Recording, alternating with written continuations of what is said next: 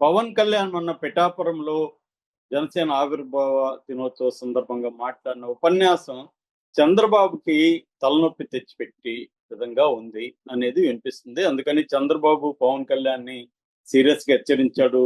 ఇలాంటి సున్నితమైన విషయాల మీద మాట్లాడేటప్పుడు నువ్వు మాతో డిస్కస్ చేసి మాట్లాడాలి. ఎందుకంటే అది నీ ఒక్కడి వ్యవహారం కాదు. కూటమికి సంబంధించిన వ్యవహారం. ఎందుకంటే పక్క రాష్ట్రం తమిళనాడులో ఎంత కలకలం లేపినాందో ఈ ఉపన్యాసం మనం చూసాం. ఎందుకంటే చంద్రబాబు పక్క రాష్ట్రాలతో ఆహ్, సా ఒక ఫ్రెండ్లీగా ఉండే వ్యవహారంలో ఉంటాడు. ఎందుకంటే తమిళనాడుకి, ఆంధ్రప్రదేశ్ చాలా పెద్ద బార్డరే ఉంది. అనేక జిల్లాలు తమిళనాడుతో కలిసి ఉంటాయి. సో, తమిళనాడుతో గొడవ పెట్టుకోవడం అనేది అనవసరమైన విషయం. పైగా అది ఆంధ్రప్రదేశ్‌కి, తమిళనాడుకి సంబంధం లేని విషయం అది. అది కేంద్ర ప్రభుత్వంతో తమిళనాడు పోరాడుతా ఉంది. హుహు. దాన్ని లోకేష్ మర్యాదగా చెప్పాడు. ఇదే విషయాన్ని లోకేష్ ఏం చెప్పాడంటే, 3 భాషలు ఉంటే మంచిదే గదా! తప్పేముంది. తమిళ వాళ్ళు ఎందుకు దీన్ని ఎక్కువగా ఇది చేస్తున్నారు అన్నాడు. దాని మీద తమిళోళ్ళు కూడా పెద్ద వ్యతిరేకత చూపియలేదు లోకేష్ మీద. ఆయన కొంత మర్యాదగా, జాగ్రత్తగా మాట్లాడాడు. పవన్ కళ్యాణ్ అటు కాదు. కావాలని రెచ్చగొట్టే విధంగా తమిళోళ్ళని మాట్లాడాడు. పైగా తమిళియన్స్ ఉద్యమాన్ని హిపోక్రసీ అని కూడా అన్నాడు. తీవ్ర పదజాలం ఉపయోగించాడు పవన్ కళ్యాణ్. అంటే ఒక ప్లాన్డ్‌గా తమిళ ప్రజల్ని, తమిళ పార్టీల్ని రెచ్చగొట్టి తమిళనాడులో తను పాపులర్ అవ్వాలి అన్న ఒక స్ట్రాటజీ పవన్ కళ్యాణ్‌లో కనబడుతుంది.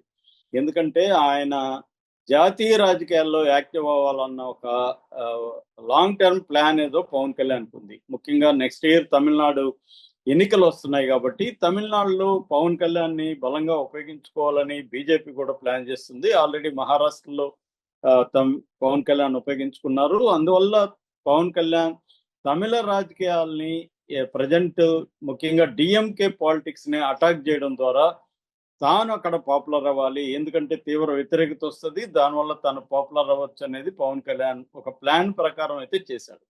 ఓకే. అది ఒక అంశం. దానివల్ల ఇప్పుడేమైంది తమిళనాడులో అన్ని పార్టీలు ఇటు డీఎంకే, ఏఐడీఎంకే, తర్వాత కమల్ హాసను, ఆహ్, విజయ్, టీవీకే ఇలాగ అన్ని పార్టీలు కూడా పవన్ కళ్యాణ్‌ని సీరియస్‌గా అటాక్ చేశాయి. దీనివల్ల ఏమవుతుందంటే చంద్రబాబుకి అది తలనొప్పిగా మారే అవకాశం ఉంది. ఎందుకంటే అది రియల్ ఇష్యూ కాదు. మనకి ఆంధ్రప్రదేశ్‌కి, తమిళనాడుకి మధ్య ఎటువంటి గొడవలు లేవు. ఇప్పుడు ఈ ఇష్యూ వల్ల అనవసరంగా ఇబ్బందులకి నెట్టే వ్యవహారం. రెండవది తెలుగుదేశాన్ని నేనే నిలబెట్టాను. 40 ఏళ్లున్న తెలుగుదేశాన్ని నేను నిలబెట్టాను అన్న మాట తెలుగుదేశం లో విపరీతమైన వ్యతిరేకతకి కారణమైంది.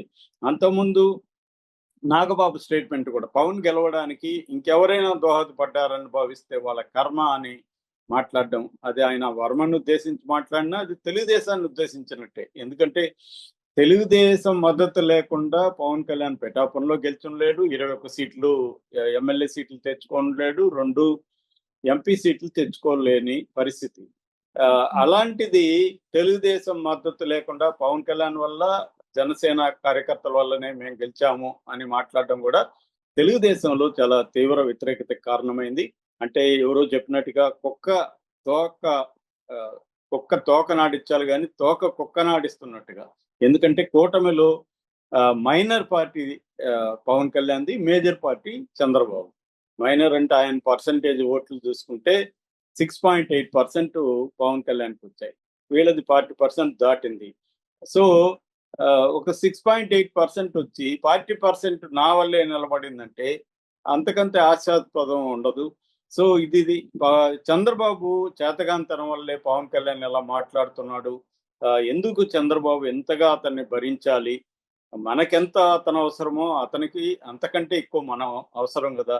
ఆ మ్యూచువల్ ఇది లేకుండా పవన్ కళ్యాణ్ వీలైనప్పుడు అంతా రెచ్చిపోతున్నాడు అన్నది తెలుగుదేశం దీంట్లో కూడా వస్తుంది. మూడవది ఇతను విపరీతంగా మతతత్వాన్ని పెంచి పోషించే విధంగా హిందూ మతతత్వం అనేది ఆంధ్రప్రదేశ్‌లో ఆల్‌మోస్ట్ ఉండదన్నమాట.